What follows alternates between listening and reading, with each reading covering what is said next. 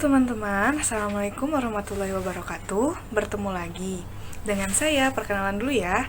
Nama saya Julia Utamiantia Putri. Saya dari kelas IF3A reguler Universitas Informatika dan Bisnis Indonesia dengan NPM 201111018. Oke, di sini aku ada tugas lagi untuk membuat video, tapi kali ini untuk memenuhi UTS atau ujian tengah semester mata kuliah Entrepreneurship. Kalau gitu, kita mulai.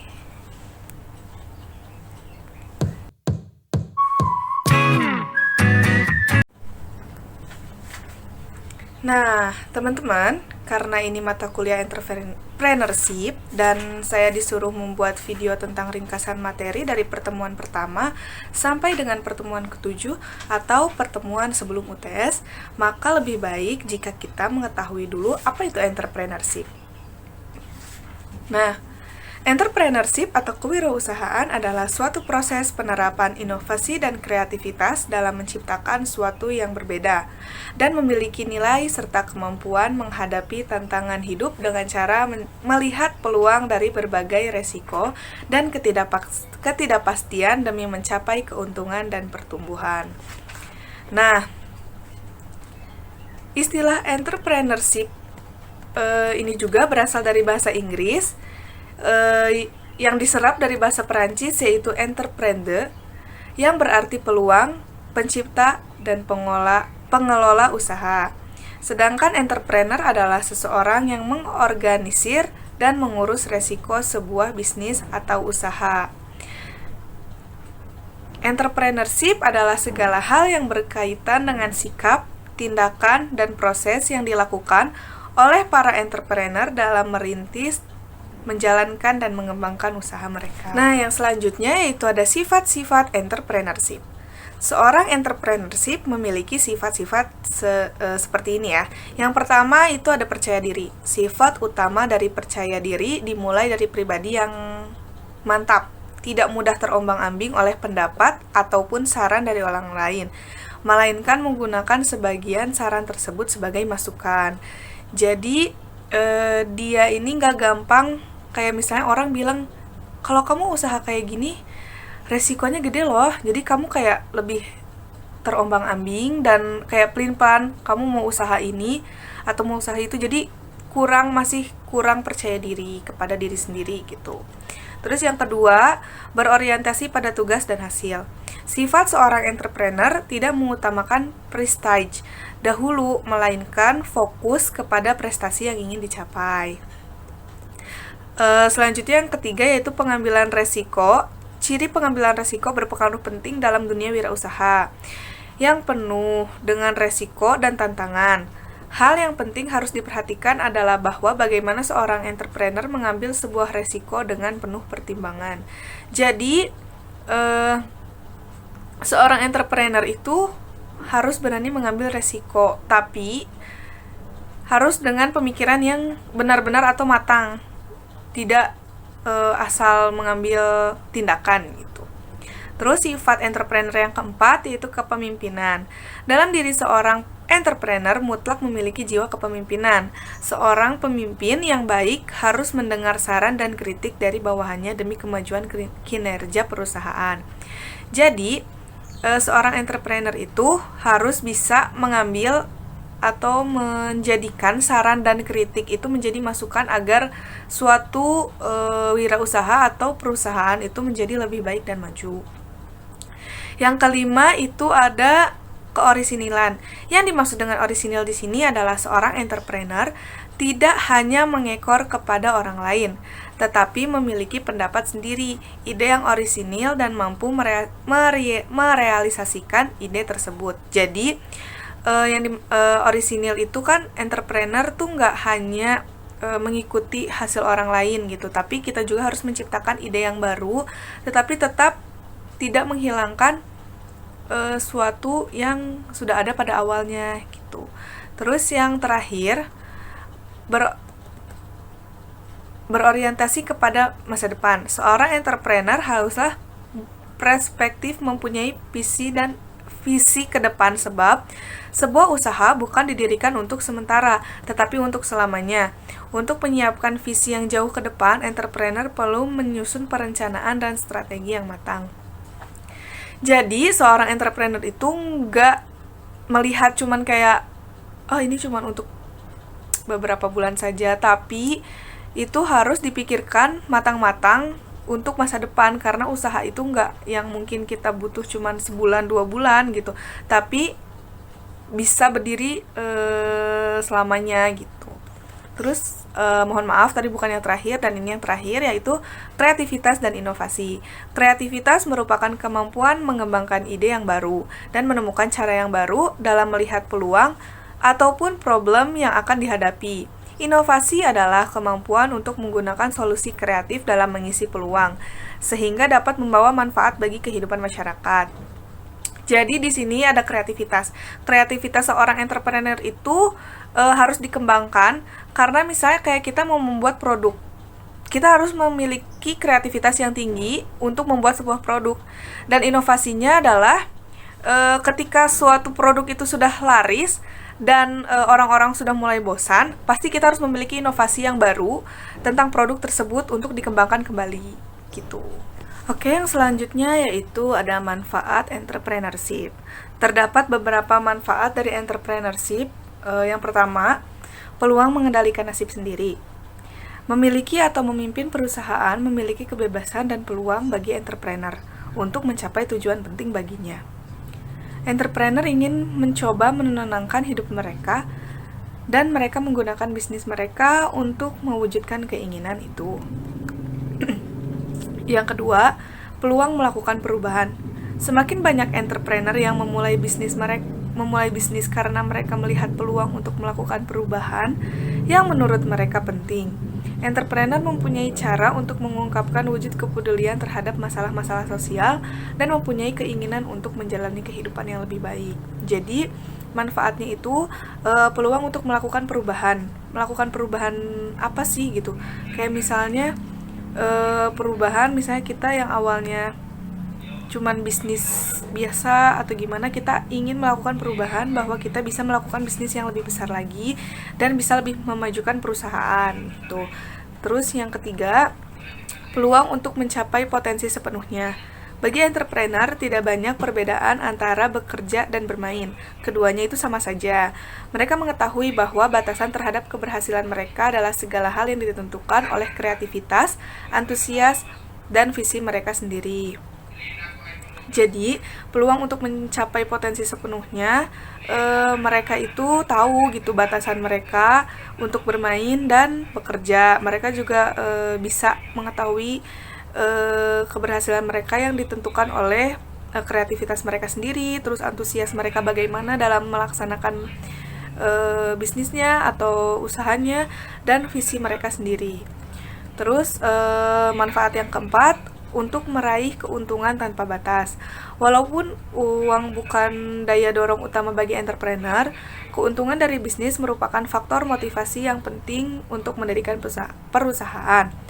Menurut penelitian dari Thomas Stanley dan William Co., kebanyakan dari entrepreneur mencapai 2/3 dari jutawan Amerika, sehingga entrepreneur adalah termasuk orang yang makmur. Jadi, kita kalau misalnya kita sebagai entrepreneur pasti kita memikirkan untuk meraih keuntungan yang tanpa batas ya, kayak misalnya kita mempunyai keuntungan yang lebih besar dari modal kita atau bagaimana, itu pasti diinginkan oleh seluruh entrepreneur. Manfaat yang kelima itu peluang berperan dalam masyarakat dan mendapatkan pengakuan atas usaha. Pemilik bisnis menyukai kepercayaan dan pengakuan yang diterima dari pelanggan yang telah dilayani dengan setia. Peran penting yang dimainkan dalam lingkungan setempat serta kesadaran bahwa kerja memiliki dampak nyata dalam meluncurkan fungsi ekonomi merupakan sebuah imbalan. Jadi para pembisnis ini sangat sangat suka jika para pelanggannya itu atau para customernya itu memberikan kepercayaan dan pengakuannya. Jadi misalnya kita udah melayani customer atau pelanggan kita dengan baik, terus customer dan pelanggannya itu mempunyai kepercayaan kepada bisnis kita dan mengakui kalau misalnya pelayanan kita itu baik, itu adalah sebuah kayak kepuasan ataupun imbalan yang diterima oleh seorang pembisnis. Terus manfaat dari entrepreneurship yang keenam itu peluang melakukan sesuatu yang disukai dan bersenang-senang dalam mengerjakannya.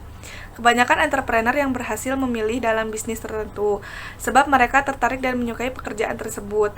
Mereka membuat kegemaran mereka menjadi pekerjaan mereka dan mereka senang bahwa mereka melakukannya.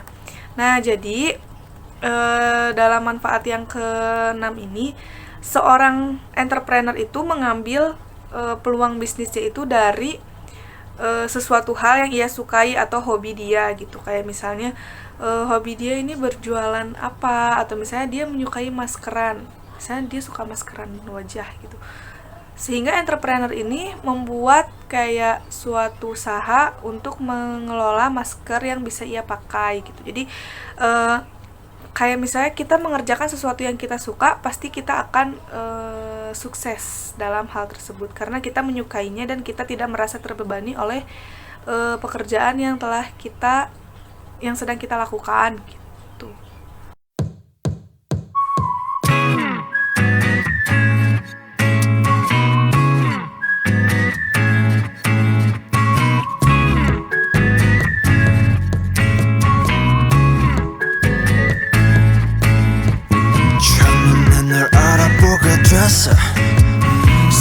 Nah, sekarang kita masuk ke materinya. Materi yang pertama kali itu ya program kreativitas mahasiswa kewirausahaan atau PKMK. Nah, PKMK ini apa sih? PKMK itu merupakan program pengembangan keterampilan mahasiswa dalam berwirausaha dan berorientasi pada laba atau profit. Komoditas usaha yang dihasilkan oleh mahasiswa dapat berupa barang ataupun jasa, yang selanjutnya merupakan salah satu modal dasar mahasiswa dalam berwirausaha dan memasuki pasar. Komoditas tim PKMK hendaknya tidak menjadi kompetitor produk sejenis yang merupakan penghasilan masyarakat. Pemeran utama berwirausaha dalam hal ini adalah mahasiswa, bukan masyarakat ataupun mitra lainnya. Nah, dalam PKMK ini pasti mahasiswa yang disuruh atau yang akan ditugaskan untuk melakukan kewirausahaan agar para mahasiswa ini bisa mengetahui bagaimana sih caranya berwirausaha. Nah, adapun tujuan dari PKMK. Tujuan dari PKMK ini adalah memotivasi dan membuka peluang bagi mahasiswa untuk menghasilkan karya kreatif, inovatif sebagai bekal berwirausaha sebelum atau setelah menyelesaikan studi. PKMK diharapkan menjadi cikal bakal kemunculan produk usaha di Indonesia sebagai karya mandiri bangsa. Jadi, kayak yang sudah tadi dibilang, tujuannya itu untuk memberikan peluang bagi mahasiswa untuk menghasilkan karya mereka sendiri sebagai bekal untuk mereka berwirausaha baik sebelum ataupun sesudah ia melakukan studi S1 ataupun diploma gitu. Terus ada luaran. Luaran dari kegiatan PKMK adalah aktivitas usaha dalam bentuk aktivitas wirausaha yang dijalankan tim mahasiswa. Luaran lainnya itu berupa laporan kemajuan, laporan akhir, produk wirausaha, dan artikel ilmiah. Artikel ilmiah ditulis mengikuti format PKMK artikel ilmiah atau PKMAL AI. Seperti yang tercantum dalam pedoman PKMAI 2021, luaran artikel ilmiah hanya diwajibkan bagi tim PKMK yang lolos PIMNAS. Nah, pelaksanaan PKMK harus didokumentasikan dalam catatan harian dalam bentuk logbook. Laporan kemajuan dan laporan akhir yang dibuat harus merujuk pada logbook. Dalam luaran artikel ilmiah, nama dosen pendamping dapat dituliskan sebagai penulis anggota. Bagi tim yang sudah mempublikasikan artikelnya, maka tidak lagi diwajibkan menulis artikel ilmiah. Cukup melakukan relating artikel dan mengirimkan atau mengunggah artikel ilmiah tersebut ke Simbelmawa. Kemudian ada ruang lingkup dari PKMK. Ruang lingkup PKMK adalah menciptakan kreativitas usaha yang dijalankan oleh tim mahasiswa dengan kreativitas produk berupa barang atau jasa. Pada dasarnya, PKMK lebih mengutamakan solusi tantangan intelektual yang mendasari lahirnya komoditas usaha baru dan unik. Komoditas usaha yang diciptakan harus merupakan jelmaan penguasaan ipteks oleh mahasiswa.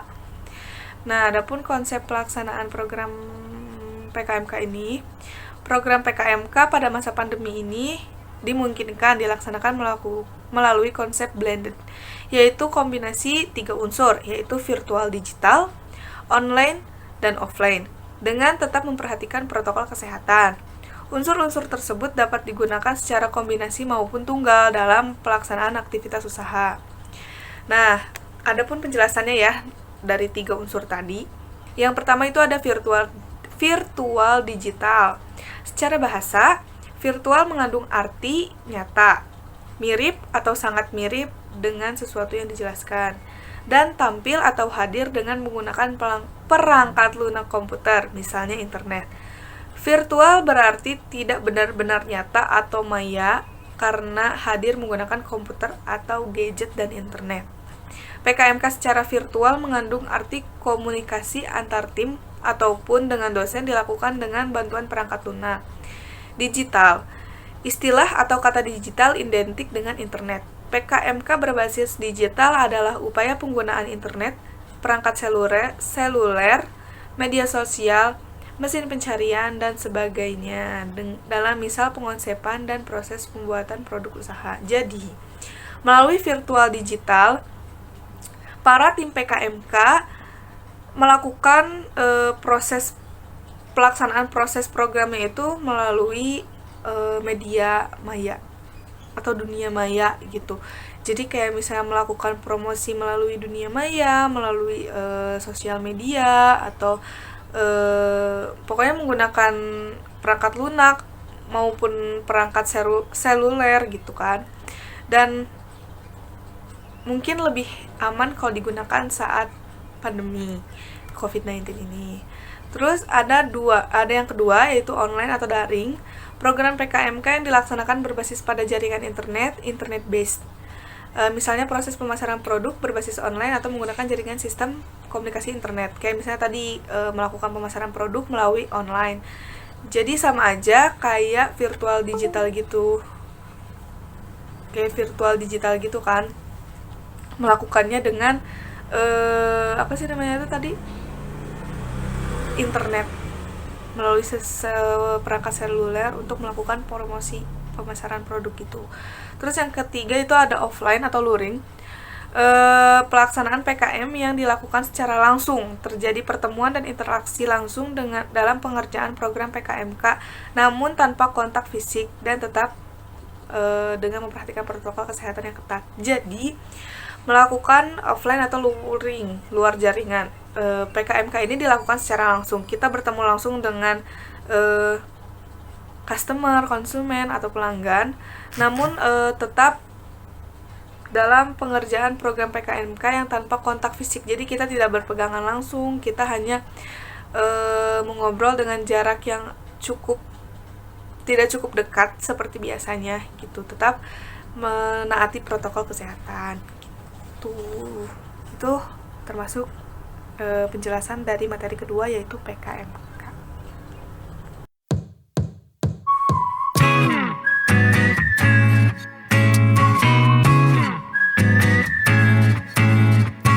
Oke, kita lanjut ke materi selanjutnya yaitu market segmentation atau segmentasi pasar. Jadi kita mulai dari pengertiannya dulu, oke? Sebenarnya, apa itu segmentasi pasar atau market segmentation? Nah, market segmentation adalah pembagian kelompok konsumen atau pembeli yang memiliki kebutuhan, karakteristik, dan perilaku yang berbeda-beda atau heterogen di dalam pasar tertentu sehingga nantinya menjadi satuan pasar yang homogen dan dijadikan sasaran pasar dengan strategi marketing mix tersendiri. Nah, jadi kalau misalnya dari pengertian yang ini bisa diambil kesimpulan bahwa pengelompokan konsumen atau pembeli yang memiliki kebutuhan, karakteristik, dan perilaku yang berbeda-beda yang nantinya kalau misalnya udah mempunyai setiap karakteristik para konsumennya itu akan menjadi satuan pasar yang homogen dan dijadikan pasar dengan strategi marketing mix tersendiri gitu. Jadi di sini kita kayak mengamati para konsumen kita gitu. Terus ada lagi, segmentasi pasar adalah strategi suatu perusahaan untuk mengenal minat dan kebutuhan konsumen di suatu market yang kemudian menciptakan produk baru yang sesuai dengan minat dan kebutuhan konsumen tersebut. Dengan kata lain, pasar yang tadinya hanya satu dan luasnya menjadi beberapa pasar yang bersifat homogen setelah mengalami segmentasi. Jadi, di sini tuh ya, segmentasi pasar itu suatu strategi perusahaan yang untuk mengenal gitu para konsumennya itu lebih suka apa dan kebutuhannya tuh apa, minatnya tuh apa pada suatu market gitu kan. Terus yang akan menciptakan produk baru sesuai dengan kebutuhan dan minat konsumen tersebut. Jadi kalau misalnya kita udah tahu nih minat sama kebutuhan dari konsumen yang sering mengunjungi suatu market, kita bisa menciptakan produk baru yang sesuai dengan minat dan kebutuhan konsumen itu gitu. Terus ada tujuan market segmentation. Tujuan market segmentation adalah untuk membuat proses pemasaran yang lebih terarah sehingga sumber daya perusahaan dapat digunakan secara efektif dan efisien. Nah, dari tujuan segmentasi pasar atau market segmentation yang tadi, kita juga ada beberapa tujuan lainnya. Yang pertama, memudahkan dalam membedakan pasar. Salah satu kesulitan perusahaan dalam proses pemasaran produk adalah keadaan pasar yang sifatnya heterogen, di mana minat dan selera konsumennya itu sangat beragam dan terus berkembang. Dengan pengelompokan konsumen yang sifatnya homogen, maka perusahaan akan lebih mudah memahami kebutuhan dan minat konsumen. Hasil akhirnya, suatu pasar akan lebih mudah untuk dibedakan dengan kelompok pasar lainnya. Jadi, tujuan dari market segmentation ini mempermudah perusahaan dalam proses pemasaran produk. Jadi kalau misalnya suatu perusahaan mempunyai produk yang minatnya itu pada konsumen tidak beragam gitu, cuma beberapa konsumen saja. Kalau misalnya pasar kan banyaknya bersifat heterogen, di mana minatnya itu di mana minat dan selera konsumennya itu pasti beragam dan sangat banyak. Kalau misalnya kita sudah melakukan market segmentation, yang dimana konsumennya ini sifatnya itu homogen atau memiliki satu minat aja gitu, kayak misalnya pasar khusus untuk perlengkapan apa itu kan kayak lebih enak, lebih mudah memasarkan produknya. Jadi para perusahaan juga lebih mudah membedakan pasar yang heterogen dan homogen gitu. Terus ada tujuan dari market segmentation yang kedua, pelayanan konsumen menjadi lebih baik. 4 hal penting yang paling diperhatikan oleh konsumen dalam pemenuhan kebutuhannya adalah yang pertama, ada kualitas, harga, pelayanan, dan ketepatan waktu. Nah, pelayanan ini merupakan hal krusial dari keempat hal itu. Jadi, yang pelayanan yang baik itu hal yang paling krusial dari keempat hal penting tadi. Dengan melakukan market segmentation, maka perusahaan akan lebih mudah memberikan pelayanan sesuai dengan segmentasinya. Jadi kalau misalnya suatu perusahaan udah melakukan market segmentation, maka pelayanan yang diberikan oleh perusahaan juga lebih lebih mudah, lebih baik dari pelayanan yang sebelum-sebelumnya sebelum melaksanakan market segmentation. Tujuan market segmentation yang ketiga yaitu strategi pemasaran lebih terarah. Strategi pemasaran pada pasar homogen akan lebih mudah ketimbang pada pasar heterogen. Strategi pemasaran pada pasar homogen akan lebih terarah, termasuk menyusun bauran pemasaran meliputi produk, harga, distribusi, dan promosi. Dengan adanya pengelompokan pasar, maka perusahaan dapat mengarahkan dana dan usahanya ke market yang potensial dan lebih menguntungkan. Nah, kenapa sih kalau misalnya perusahaan melakukan market segmentation, pemasarannya akan lebih terarah? Karena kita udah tahu, atau perusahaan itu udah tahu minatnya para konsumen yang sudah dituju gitu. Jadi lebih mudah aja daripada pasar heterogen yang maksudnya konsumennya itu masih bermacam-macam, masih banyak banget minat mereka gitu. Terus ada tujuan market segmentation yang keempat, mengenal kompetitor dengan segmen yang sama. Setelah memahami pembeli yang berada pada suatu segmen pasar, tentunya perusahaan juga akan dapat mengetahui siapa saja kompetitor di segmen yang sama dan aktivitas apa yang dilakukan oleh kompetitor. Dengan begitu, maka perusahaan dapat mempelajari dan meniru strategi pemasaran kompetitor tersebut sehingga dapat merebut perhatian konsumen. Jadi di sini perusahaan itu bakal tahu atau mengenal kompetitor lain dengan segmen yang sama dengan segmen perusahaannya dia gitu. Nah, kalau misalnya perusahaan itu udah tahu apa aja yang dilakukan oleh kompetitor lain, kita bisa aja lihat strategi pemasaran dari kompetitor tersebut. Nah, sehingga kita juga kayak bisa melakukan lebih dari strategi yang mereka lakukan dan bisa merebut perhatian konsumen yang ada pada kompetitor sebelumnya. Terus yang kelima atau yang terakhir, tujuan market segmentation yang kelima atau yang terakhir itu adalah evaluasi target dan rencana bisnis. Setelah memahami segmen pasar dan karakteristiknya, maka perusahaan dapat melakukan suatu evaluasi atas kegiatan pemasaran yang pernah dilakukan sebelumnya. Dari sini, perusahaan akan mengetahui apakah strategi pemasaran telah sesuai dengan karakteristik pasar, sehingga dapat menjadi acuan untuk membuat perencanaan bisnis selanjutnya. Nah, kayak misalnya pada awal melakukan pemasaran, mereka melakukan evaluasi target. Kalau misalnya strategi pemasarannya sudah sesuai atau pada evaluasi itu sudah sesuai pada targetnya, maka itu bisa dijadikan kayak patokan atau acuan untuk melakukan bisnis atau perencanaan bisnis selanjutnya gitu. Yang selanjutnya yaitu ada manfaat dari segmentasi pasar atau market segmentation. Segmentasi pasar dilakukan bukan tanpa alasan. Ada beberapa manfaat yang ingin didapatkan oleh perusahaan. Di antaranya, yang pertama, perusahaan memiliki dan menerapkan ide pemasaran yang lebih terarah. Udah dijelasin ya tadi, bahwa manfaatnya itu pasti perusahaan bisa memiliki dan menerapkan ide pemasarannya lebih terarah karena para konsumennya sudah dikelompokkan menurut kelompok konsumen masing-masing. Terus manfaat segmentasi pasar yang kedua, perusahaan akan terbantu dalam hal pengaturan produk menjadi lebih baik.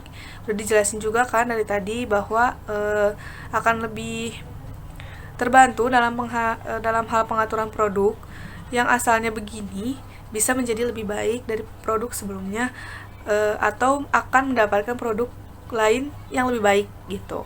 Terus manfaat yang ketiga, perusahaan mengetahui dan membandingkan peluang pasar baru. Kayak misalnya ia akan membandingkan pasar yang ini dengan pasar yang baru, apakah lebih menguntungkan yang mana gitu, antara kedua pasar tersebut. Terus manfaat yang selanjutnya, perusahaan dapat menyusun dan menggunakan budget yang secara efektif dan efisien. Karena perusahaan sudah mengetahui kelompok konsumen, maka dengan mudahnya perusahaan dapat menyusun dan menggunakan budget itu secara efektif dan efisien karena sudah mengetahui minat para konsumen. Terus yang selanjutnya, perusahaan akan terbantu dalam menciptakan daya tarik di bidang pemasaran. Dalam manfaat yang ini, perusahaan itu menciptakan daya tarik di bidang pemasaran. Kayak misalnya karena hanya melihat dari minat para konsumen, maka konsumen akan lebih tertarik karena sudah khusus untuk yang ia minati gitu. Misalnya pemasarannya itu di market khusus atau homogen, maka para konsumen yang ada di minat tersebut pasti akan lebih memilih datang ke pasar tersebut karena sudah sudah mencakup yang ia cari gitu. Jadi dia nggak harus muter-muter mencari di pasar heterogen gitu. Terus manfaat yang terakhir, perusahaan akan berada pada situasi yang lebih menguntungkan di pasar. Ya gitu, udah dijelasin kan dari tadi gitu kan, karena sudah mengetahui minatnya para atau kebutuhannya para konsumen, maka perusahaan ini akan mengalami keuntungan yang lebih besar di pasar tersebut gitu. Yang selanjutnya yaitu ada syarat segmentasi pasar atau market segmentation. Nah, di sini aku akan menjelaskan beberapa syarat segmentasi pasar yang efektif. Yang pertama itu dapat diukur atau measurable. Pengelompokan pasar harus terukur baik dalam besarnya, luasnya serta daya beli konsumen pada segmen pasar tersebut.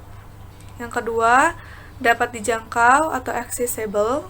Segmentasi pasar juga harus bisa dilaksanakan. Dengan kata lain, strategi pemasaran yang dibuat dapat dilakukan dan dapat melayani segmen pasar dengan baik. Yang ketiga, cukup besar atau substansial. Pengelompokan pasar harus cukup besar sehingga dapat menguntungkan ketika dilayani oleh perusahaan. Yang keempat, dapat dibedakan atau differentiable. Artinya segmen pasar yang dikelompokkan harus dapat dibedakan dengan jelas. Yang kelima, dapat dilaksanakan atau actionable. Market segmentation harus dapat dilayani atau dijangkau oleh sumber daya yang dimiliki oleh perusahaan. Oke, yang selanjutnya itu ada dasar segmentasi pasar atau market segmentation. Dalam melakukan segmentasi pasar, kita dapat merujuk pada beberapa dasar pelaksanaannya. Adapun beberapa dasar segmentasi pasar, yang pertama itu demografis, yaitu dasar pengelompokan pasar berdasarkan demografis yang meliputi jenis kelamin, usia, pendidikan, penghasilan, pekerjaan, agama, ras, dan lain-lain. Jadi, dasar segmentasi pasar yang pertama ini kan demografis. Nah, pengelompokan konsumen atau pengelompokan pasar yang melalui jenis kelamin, itu pria atau wanita, terus usianya dari sekitar berapa sampai sekitar berapa, pendidikannya itu pendidikan terakhirnya itu apa, terus penghasilannya dari sekian sampai sekian, pekerjaannya juga apa, terus agamanya misalnya, kemudian rasnya itu apa, dan lain sebagainya. Terus dasar segmentasi pasar yang kedua yaitu geografis. Geografis ini dasar pengelompokan pasar berdasarkan aspek geografis yang meliputi lokasi atau daerah, wilayah, iklim, kepadatan penduduk, dan lain-lain sebagainya. Kayak misalnya di sini kan ada meliputi lokasi atau daerah. Kayak misalnya di lokasi atau daerah yang memiliki cuaca ini masuknya ke iklim. Misalnya memiliki cuaca yang panas, otomatis para perusahaan itu akan mencari suatu produk yang bisa dipakai atau digunakan di iklim atau di cuaca yang panas gitu. Pokoknya dalam segmentasi pasar ini membedakan kelompok-kelompoknya gitu. Terus dasar segmentasi pasar yang ketiga ada psikografis. Psikografis ini dasar pengelompokan pasar berdasarkan ciri-ciri kepribadian yang meliputi kepribadian, kelas sosial, dan gaya hidup. Nah, kalau misalnya dari psikografis ini, pengelompokan pasar berdasarkan ciri-ciri kepribadiannya. Kayak misalnya dari kelas sosial. Kelas sosial berarti mungkin bisa ada yang menengah, atau misalnya kelas sosial ke atas. Terus dilihat juga dari gaya hidup mereka. Kayak misalnya mereka akan membuka pasar di mana nih, yang kita bisa lihat dulu dari kepribadiannya, kelas sosial, dan gaya hidup. Kalau misalnya gaya hidupnya tinggi atau gaya hidup di atas gitu, mungkin perusahaan bisa membuat pasar khusus memang untuk kelas sosial atas gitu.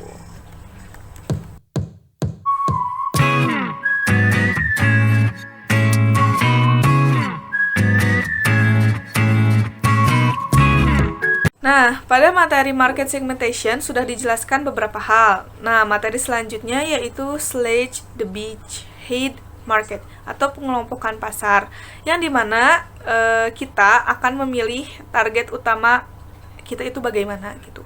Contohnya dari kelompok saya sendiri yang akan berwirausaha jaket untuk pecinta motor. Nah, untuk bukan jaket aja sih, kita juga ada helm gitu. Nah, untuk helm itu semua golongan anak motor dari usia 16 sampai 45 tahun. Bisa dilihat dari orang-orang yang melakukan kegiatan Sunday morning atau touring. Kenapa semua golongan? Karena salah satu ajang gengsi dan nilai keselamatan, ditambah banyak foto kegiatan Sunday morning ride yang didokumentasikan berupa foto ataupun video, yang mana itu juga menjadi ajang adu gengsi di kalangan anak muda.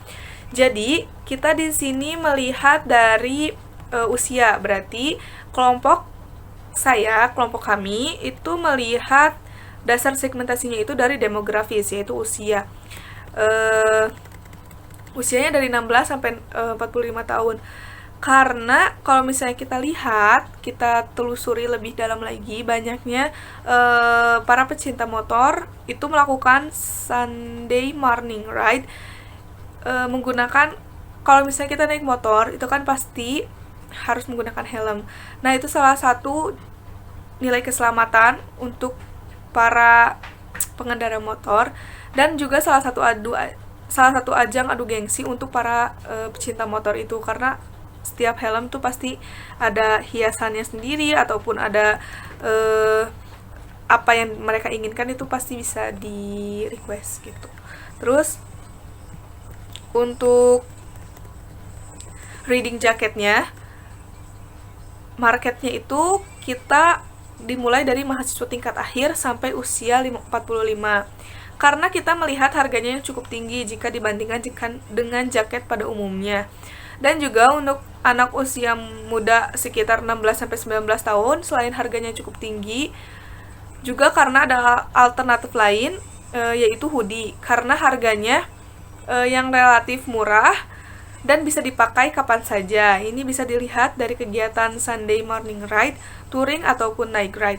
Tetapi di sisi lain, marketnya sendiri sekarang itu sedang merangkak naik. Bisa dilihat dari photoshoot yang dilakukan bikers sudah mulai banyak yang menggunakan riding jacket. Nah, jadi pada riding jacket ini kita melihat dari usia mahasiswa tingkat akhir sampai usia 45 tahun. Kenapa? Karena dilihat dari harganya pun cukup tinggi. Kalau misalnya kita lihat dari penghasilan, mungkin pada anak muda usia 16 sampai 19 tahun itu mereka belum mempunyai penghasilan yang cukup tinggi untuk membeli jaket tersebut. Jadi kita lebih menawarkan kepada mahasiswa akhir dan sampai dengan usia 45 tahun gitu.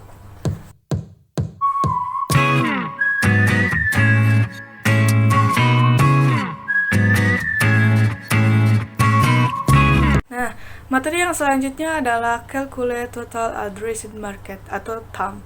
Tujuannya untuk menentukan secara kuantitatif seberapa besar khusus head. Nah, prinsip fundamental sangat penting untuk tahu dari awal seberapa besar ukuran target pasar yang kita targetkan. Mungkin saja kita bisa memodifikasinya seiring berjalannya waktu, akan tetapi lebih baik jika memikirkan tentang poin ini lebih awal. Nah, kayak misalnya seberapa besar sih target pasar yang kita inginkan, yang kita targetkan. Kita itu harus memikirkan itu lebih matang pada awal perencanaan. Kita emang bisa aja di tengah-tengah nanti kita memodifikasinya atau merubahnya. Tetapi alangkah lebih baiknya jika kita memang sudah memiliki target pasar yang sudah ditentukan dari awal gitu. Terus cara menghitung total addressed market atau TAM. TAM ini kan merupakan pendapatan hasil waktu dalam 1 tahun yang dirupiahkan dan memungkinkan didapat oleh kita apabila pasar tersebut telah 99% kita kuasai. Jika kita tahu siapa head marketnya, maka kita lebih bisa mengetahui seberapa besar TAM-nya. Nah, untuk menghitung TAM, bersumber dari poin sebelumnya. Seharusnya menjadi pelengkap atau sebagai verify agar data lengkap dari beberapa banyak end user yang ditampilkan pada uangnya. Jika sudah tahu berapa end user atau head market, maka kita tahu berapa per orang hingga waktu 1 tahun. Selanjutnya kita hitung berapa pemasukan yang diterima pada setiap anggota. Nah, berapa sih TAM yang ideal itu? TAM yang ideal itu TAM yang kurang dari $300.000 atau 300 US dollar per tahun, karena seringkali target pasar lebih kecil dari yang kita rencanakan. Jadi TAM yang bagus itu ketika mencapai 1 juta US dollar per tahunnya. Jika lebih besar, maka itu yang akan menjadi lebih potensial. Begitu, teman-teman.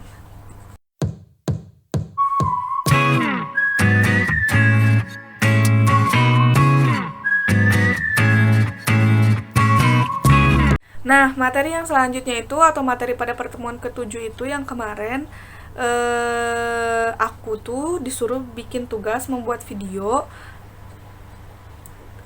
kayak ringkasan dari film The Pursuit of Happiness. Udah dijelasin pada video sebelumnya, bahwa di film itu menjelaskan seorang ayah yang berusaha bekerja keras untuk menghidupi keluarganya, tetapi pada akhirnya istrinya meninggalkan seorang ayah tersebut atau suaminya itu karena dia sudah tidak kuat lagi dengan keadaannya. Sampai pada akhirnya anaknya pun diasuhnya oleh ayahnya. Ia harus membesarkan anaknya dengan keadaan yang seadanya, secukupnya, dan harus dicukup-cukupkan. Terus dia terus bekerja keras sampai akhirnya dia melihat seorang kayak jutawan gitu atau miliarder, dan dia tuh bertanya kepada pialang saham itu, bagaimana kamu mendapatkan semua ini gitu intinya. Terus dia menjawab, saya seorang pialang saham, saya juga dulu tidak bisa apa-apa, tidak bisa ini sampai akhirnya saya kayak mendaftar pada salah satu sekolah gitulah. Nah, pada akhirnya seorang ayah tersebut mengambil resiko. Dia mengikuti pelatihan tersebut. Terus selama 6 bulan tanpa digaji, dan dia harus mengantarkan anaknya ke penitipan anak.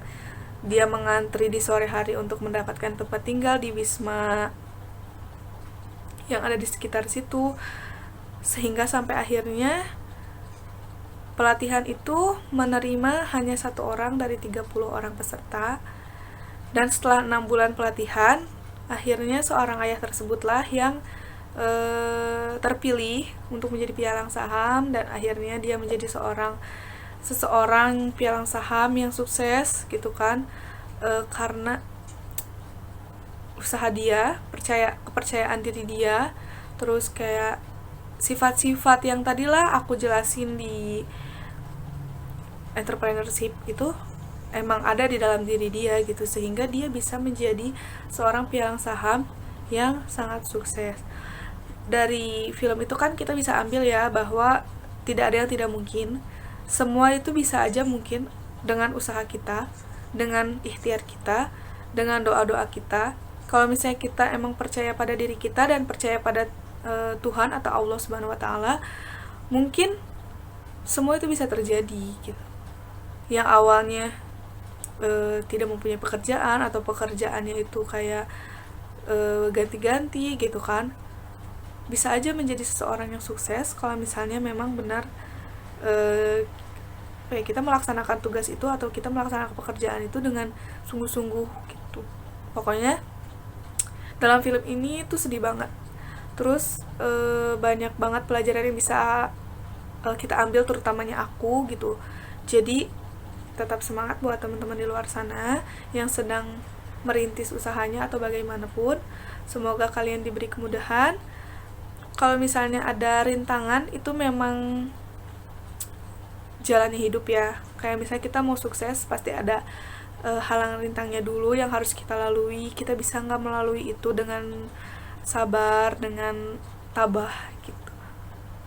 Karena usaha tidak akan mengkhianati hasil akhirnya.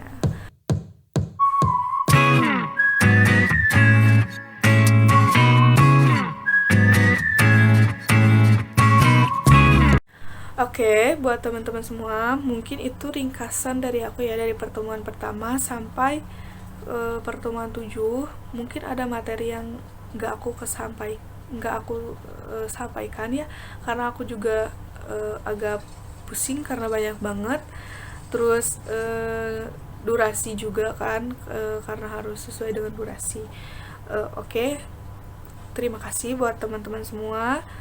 Saya ucapkan mohon maaf apabila banyak salahan kata ataupun kata-kata yang terucap tidak baik, karena emang agak susah mengucapkan. Terus saya juga berterima kasih kepada Bapak dosen, Bapak Suka. Semoga ini bisa mendapatkan nilai yang baik di UTS ini. Saya ucapkan terima kasih sekali lagi dan mohon maaf. Sekian dari saya. Terima kasih. Wassalamualaikum warahmatullahi wabarakatuh. Sampai jumpa.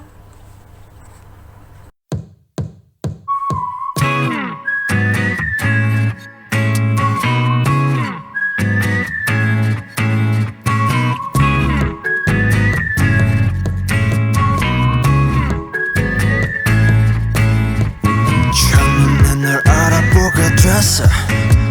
서로를 불러왔던 것처럼 내 혈관 속 뒤에 네가 말해줘. 내가 찾아 헤매도 너라는 걸. 우리 만남을 수학의 공식 종교의 유법 우주의 섭리 내게 주어진 운명의 증거. 너는 내 꿈의 출처. 세계 너에게 내민 내 손은 정해진 숙명. 걱정하지 말라. 이 모든 건 우연이 아니니까 우리 완전 다